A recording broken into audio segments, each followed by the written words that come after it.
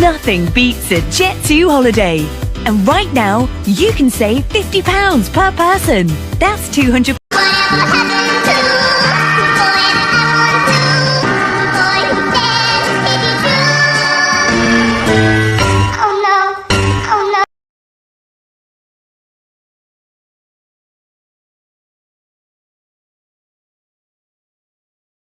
Hello, Mr. George. How much you pay for the new guy? $20? No, too much money. It's no good operator.